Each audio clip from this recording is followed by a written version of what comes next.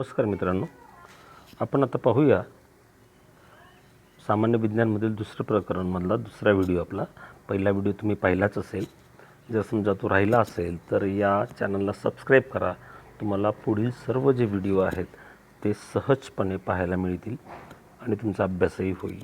त्यामुळे या चॅनलला सबस्क्राईब करा. आपला पुढचा टॉपिक आहे असंसर्गजन्य रोग.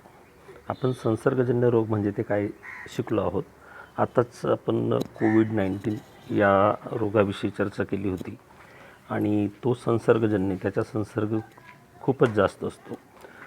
अशा बऱ्याच रोगांची आपण चर्चा केली की जे संसर्ग जे ते पोहोचवत असतात.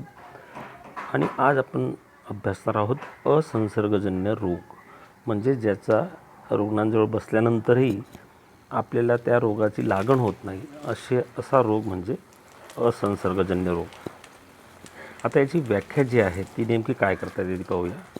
जे रोग संसर्गातून किंवा संक्रमणातून पसरत नाही त्या रोगांना आपण असंसर्गजन्य किंवा असंक्रामक रोग असे म्हणतो. या रोगाजवळ समजा आपण बसलो, याच्याशी आपला कॉन्टॅक्ट जरी आला तरी तो रोग आपल्याला होत नाही, म्हणून याला आपण म्हणतो असंसर्गजन्य रोग. आता मग हा रोग कशामुळे होतो? काही विशिष्ट कारणं आहेत जी त्या व्यक्तीच्या शरीरामध्येच उद्भवतात. त्यामुळे असंसर्गजन्य रोग जे आहेत ते मानवांना होत असतात. आता पहिला जो रोग आहे तो बघूया आपण, कर्करोग, ज्याला आपण इंग्लिशमध्ये कॅन्सर असे म्हणतो. आता हा जो कॅन्सर आहे किंवा हा जो कर्करोग आहे हा नेमका कशामुळे होतो? तर आपल्या शरीरातील वेगवेगळ्या ठिकाणी पेशींच्या अनियंत्रित किंवा असामान्य वाढीस कर्करोग असं म्हटलं जातं. आपल्या शरीरामधील एखाद्या अवयवाची जी पेशी ही अनियंत्रितपणे वाढत जाते, जेणेकरून आपल्याला त्या भागाला सूज आलेली दिसते. आणि मग ती जी गाठ आहे, ती जी सूज आहे, ती तपासणी केली असता आपल्याला कर्करोग झाला आहे किंवा त्या रुग्णाला कर्करोग झाला आहे असं म्हटलं जातं. कर्करोगाच्या पेशीसमूहास किंवा गाठीस दुर्धर्म्य अर्बुद असे म्हटलं जातं. कर्करोग हा जो आहे हा फुफ्फुस, त्याचप्रमाणे तोंड, जीभ, जठर, स्तन, गर्भाशय, त्वचा यासारख्या अवयवात रक्त किंवा अन्य कोणते उद्दिष्ट होऊ शकतो. आता मग हा नेमका होतो कशामुळे? कॅन्सर किंवा कर्करोग नेमकी होण्याची कारणं काय आहेत ती आपण पाहूया. अतिप्रमाणात तंबाखू.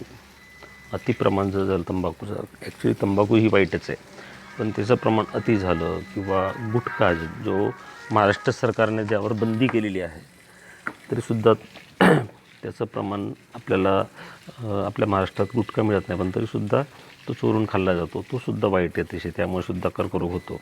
धूम्रपान, बिडी, सिगारेट ओढणे अशा प्रकारच्या सवयी असतील तर त्या व्यक्तींमध्ये कर्करोग वाढण्याचा धोका जो आहे तो जास्त प्रमाणात वाढतो. त्याचप्रमाणे मद्यपान असेल, मद्यपान, दारू वगैरे पिणे हे जे प्रमाण जास्त असेल तर त्या व्यक्तींनासुद्धा कर्करोगाचा धोका जो आहे तो आपल्याला वाढलेला दिसून येतो. त्याचप्रमाणे आहारात चोथायुक्त अन्नपदार्थांचा समावेश नसणे. आता चोथायुक्त म्हणजे काय? ज्यामध्ये फायबर आहे असे. फॉर एक्झाम्पल आपल्याला म्हणता येईल फळे किंवा पालेभाज्यांचा वापर न करणे आहारामध्ये, ते सुद्धा एक कारण जे ते कर्करोग होण्याचं आपल्याला दिसून आलेलं आहे. त्यामुळे नेहमी आहारामध्ये फळे, हिरव्या पालेभाज्या, फळभाज्या यांचा समावेश असावा. यासारखी अनेक कारणे जी ती असू शकतात आणि त्यापैकी एक कारण जे आहे ते म्हणजे अनुवंशिकता. हेही एक कारण आहे. आपण शिकलो अनुवंशिक रोग जे आईवडिलांपासून मुलांकडे संक्रमित होतात, आजोबांपासून मुलांकडे संक्रमित होतात, त्यांना आपण अनुवंशिक रोग असे म्हणतो. जर समजा आपल्या घरात जर मोठ्यांना असेल तर तो रोग जो आहे तो त्यांच्या कुटुंबामधील इतर सदस्यांना, मुलांना वगैरे होण्याची शक्यता असते. हेही त्याच्यामागचं एक कारण आहे, अनुवंशिकता. आता नेमका कर्करोग झाला आहे तर याची नेमकी लक्षणे काय दिसतात, सिम्पटम्स जी आहेत ती याची काय आहेत तर ती आपण पाहूया. पहिलं आहे दीर्घकालीन खोकला. समजा औषधोपचार करूनही खोकला बरा होत नसेल, तो जास्त दीर्घकालीन म्हणजे खूप वेळपर्यंत असेल, त्याचा कालावधी जास्त असेल तर ते एक लक्षण आहे त्याचं. त्याचप्रमाणे आवाज जो आहे हा घोगरा होतो, गिळताना त्रास जाणवतो, अशी त्याची कारणे आहेत किंवा लक्षणे आहेत आपण म्हणूया.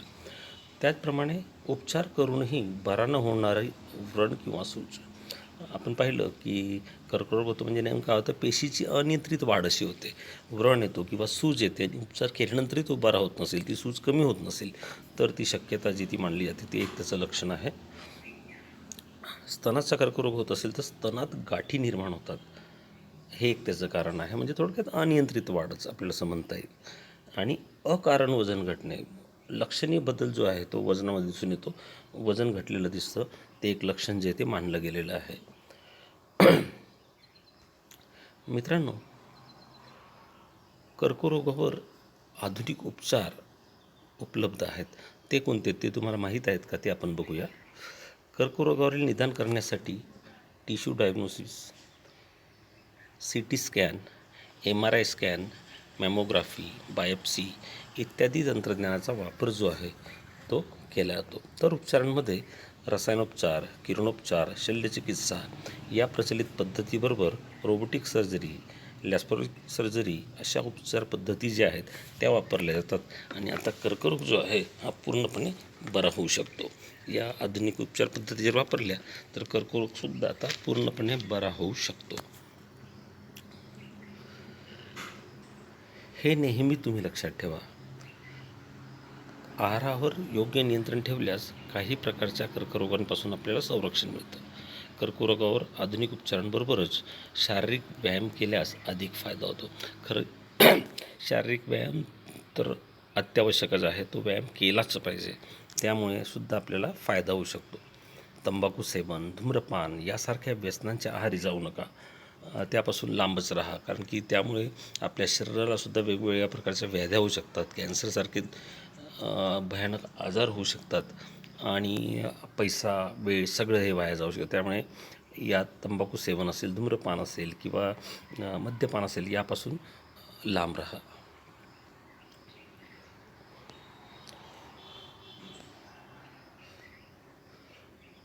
पुढचं पाहूया मित्रांनो. सांगा पाहू, बिना साखरेचा चहा घेणारी अथवा गोड पदार्थाचे सेवन टाळणारी व्यक्ती तुम्हाला माहीत आहे का? काय कारण असेल त्यामागे?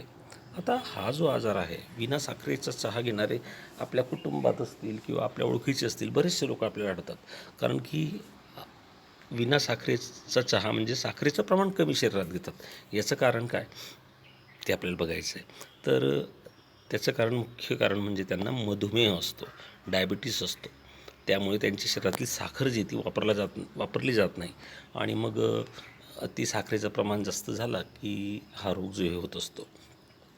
विशेषतः मधुमेहाचं प्रमाण जगामध्ये सर्वात जास्त भारतात आहे. मधुमेहाचे जे रुग्ण जे आहेत हे असं म्हटलं जातं की जगात सर्वात जास्त हे जे भारतामध्ये आहेत. चला बघूया मधुमेह म्हणजे नेमकं काय.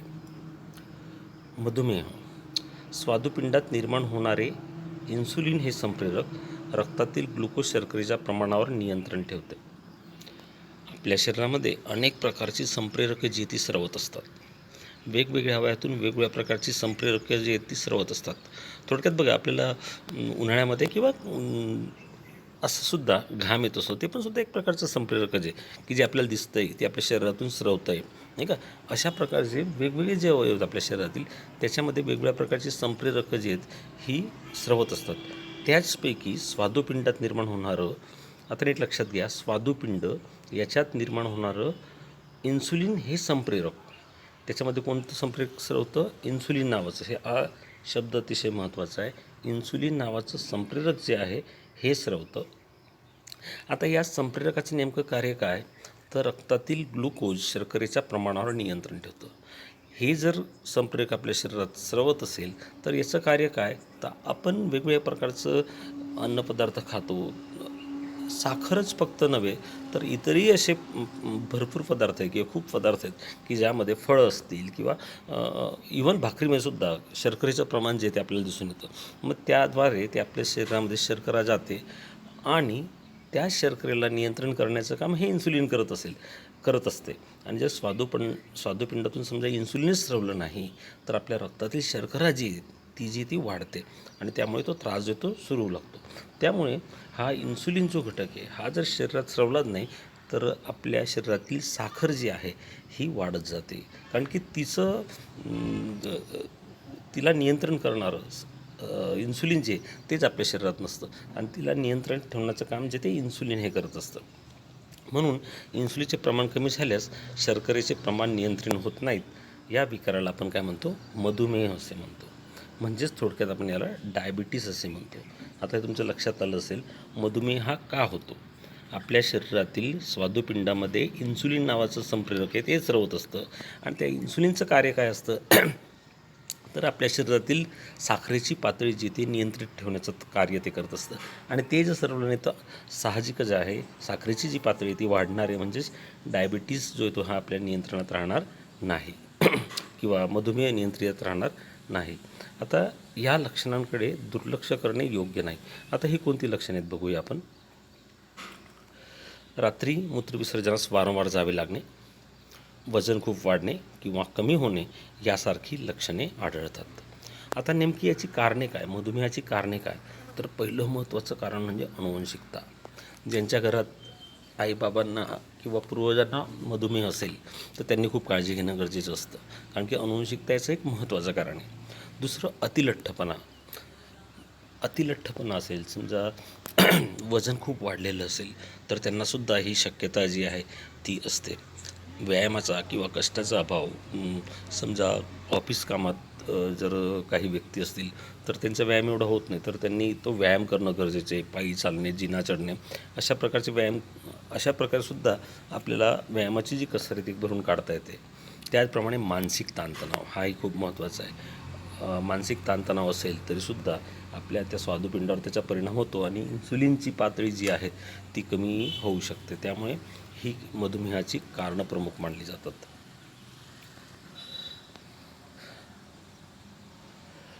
प्रतिबंधात्मक उपचार. समजा तो प्रतिबंधात्मक उपचार काय ते बघूया. डॉक्टरांच्या सल्ल्याने आहार, औषधे व व्यायाम याचा अवलंब करून आपल्याला नियंत्रण करावे लागते किंवा नियंत्रण आपण करतो.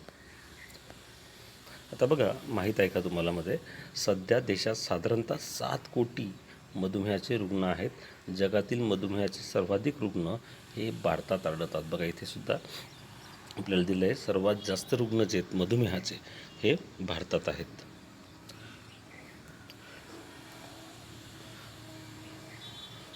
पुढचा विकार आपण बघूया, जो असंसर्गजन्य आहे, हृदयविकार, हार्ट डिसीज, नाही का.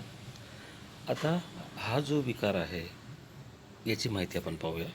हृदयाच्या स्नायूंना रक्ताचा व पर्यायाने ऑक्सिजन व पोषक द्रव्यांचा पुरवठा अपुरा पडल्यास हृदयाची कार्यक्षमता कमी होते. यामुळेच हृदयात जास्त कार्य करावे लागते व ताण आल्याने हृदयविकाराचा झटका येऊ शकतो. हृदयविकाराचा झटका आल्यास त्याला त्वरित डॉक्टरांचा सल्ला व षोडोपचार करणे अत्यावश्यक असते.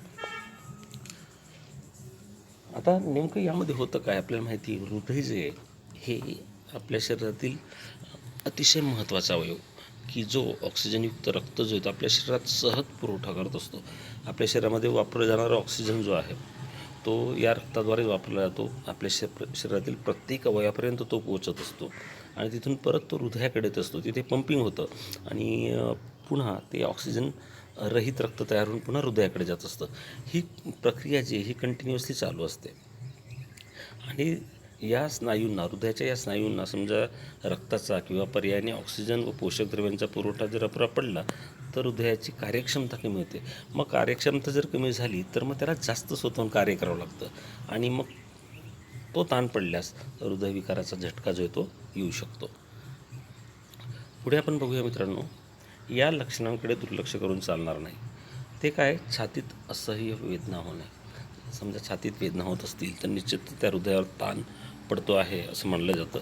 छातीवरील वेदनामुळे खांदे, मान, हात दुखणे, हात आखडणे, घाम येणे, अस्वस्थता वाटणे, कफ जाणवणे, अशा प्रकारची लक्षणे जी आहेत ती आली तर आपण लगेच डॉक्टरांचा सल्ला जो आहे हा घेतला पाहिजे.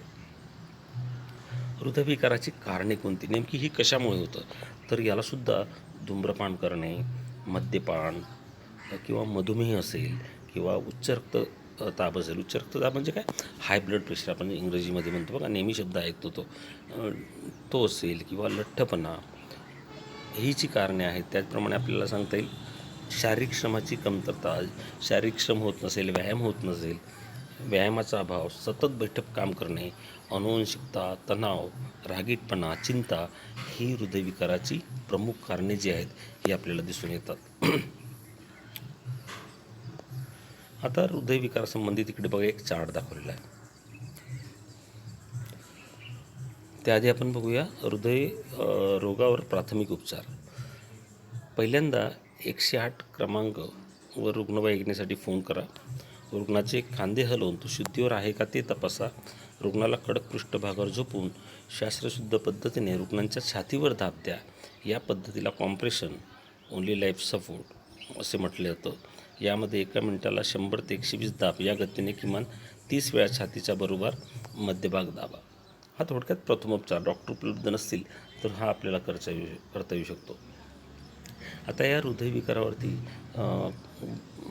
वेगवेगळ्या प्रकारच्या शस्त्रक्रिया ज्या आहेत त्या केल्या जातात आणि तो हृदयरोग बरा करण्याचा प्रयत्न केला जातो. त्यापैकी काही इथे दिले आहेत बघा. पहिला आहे ओपन हार्ट सर्जरी ज्याला आपण म्हणतो किंवा बायपास सर्जरी. त्याचप्रमाणे आहे अँजिओप्लास्टी, हृदय प्रत्यारोपण, स्टेटस टाकणे आणि पेसमेकर बसवणे. अशा प्रकारच्या या शस्त्रक्रिया ज्या आहेत त्या आज उपलब्ध आहेत जेणेकरून रुग्णास जे आहे ते वाचवता येईल.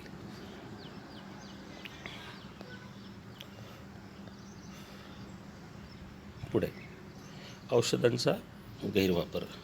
कधीकधी डॉक्टरांच्या सल्ल्याशिवाय परस्पर काही व्यक्ती औषधे घेतात. त्याचा अतिवापराने आपल्या शरीरावर वाईट परिणाम घडून येतात, जसे जास्त प्रमाणात अथवा वारंवार वेदनाशामके घेणे. पेनकिलर्स, एखादा अवयव दुखत असेल तर आपण पेनकिलर घेतल्याने बरं वाटतं, परंतु त्याचे साईड इफेक्ट जे आहेत ते खूप जास्त होतात आणि ते नंतर आपल्या शरीरावर आपल्याला वेगवेगळ्या कारणांनी दिसत असतात. समजा आपण पेनकिलर किंवा वेदनाशामक जे आहेत, ज्यापासून आपल्याला वेदना होते, आपण वेदना न होण्यासाठी घेतो, परंतु त्याचा जो प्रभाव आहे आपल्याला चेतासंस्था किंवा उत्सर्जन संस्था, यकृत यावर विपरीत परिणाम जो आहे तो आपल्याला दिसून येतो.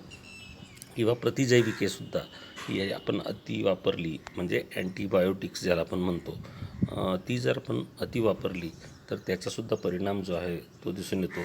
मळमळ, पोटदुखी, पातळ जुलाब, अंगावर पुरळ येणे, जिभेवर चट्टे पडणे इत्यादी लक्षणे जी ही तयार होत असतात. गरीब रुग्ण महागडी औषधे विकत घेऊ शकत नाही. अशावेळी त्यांच्यासाठी काही पर्याय उपलब्ध असेल का व तो कोणता? आता तो पुढे दिलाच आहे बघा आपल्याला. जेनेरिक औषधे. आता तुम्ही बरेचसे हे जेनेरिक औषधांची स्टोर्स प्रत्येक गावामध्ये आता ओपन झालेली आहेत, कारण की जेनेरिक औषधे यांना सामान्य औषधं असंही म्हटलं जातं. या औषधांची निर्मिती व वितरण कोणत्याही पेटंटशिवाय केली जाते. ही औषधे ब्रँडेड औषधांच्या समकक्ष व त्यांच्या दर्जाची असतात. आता ब्रँडेड औषध जर म्हटली तर त्यांच्यामधलं कंटेंट जे ते सारखं असतं, बरोबर की नाही, कंटेंट सारखं असतं. त्यामुळे साधारणपणे ब्रँडेड औषधं आणि ही औषधं यांच्यामध्ये काही फरक नसतो, फक्त ते एखाद्या ब्रँडेड कंपनीची नसतात म्हणून त्यांच्या किमती ज्या त्या सर्वसामान्य परवडतील अशी असतात.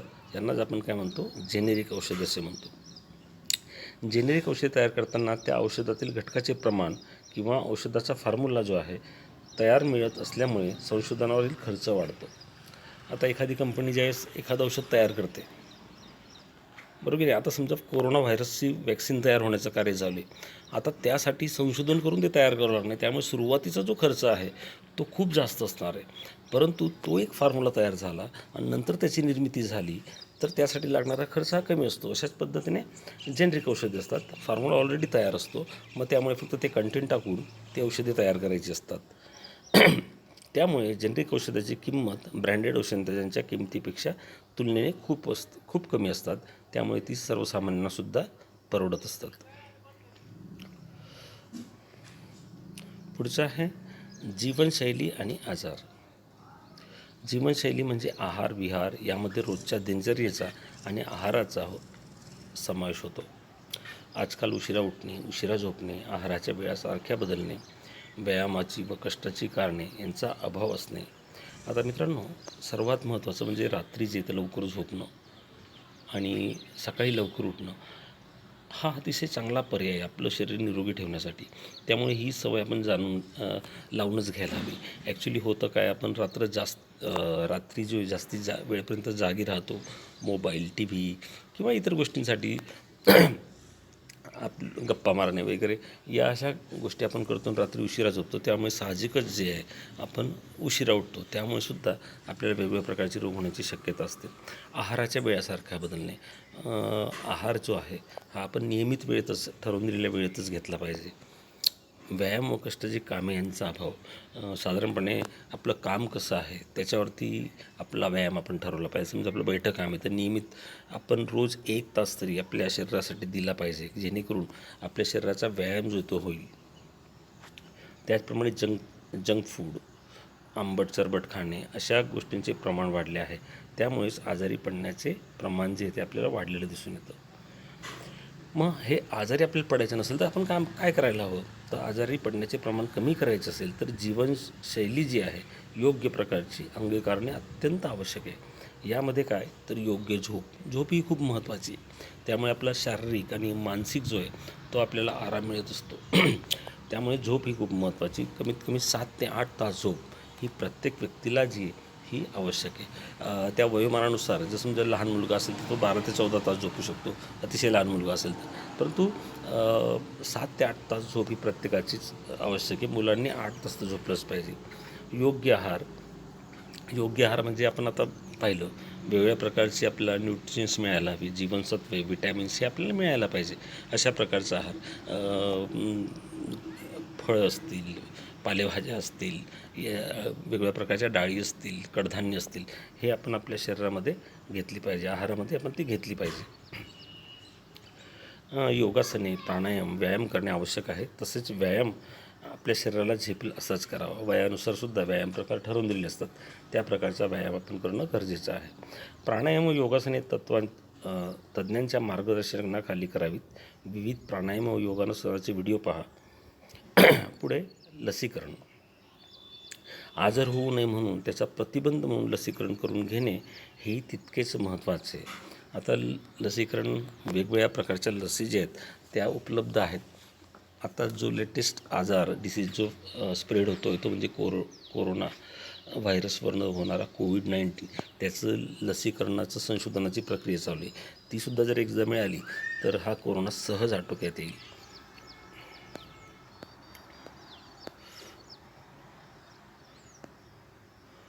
मित्रांनो, रक्तदान याविषयी माहिती गोळा करा आणि तुमच्या वहीमध्ये त्याची नोंद तुम्ही करा. मित्रांनो, जेही काही तुम्हाला या स्वाध्यायामध्ये दिलं असेल ते सोडवण्याचा प्रयत्न करा. पुढच्या व्हिडिओमध्ये आपण स्वाध्याय घेणारच आहोत. त्याआधी तुम्ही स्वतः प्रयत्न करा. धन्यवाद.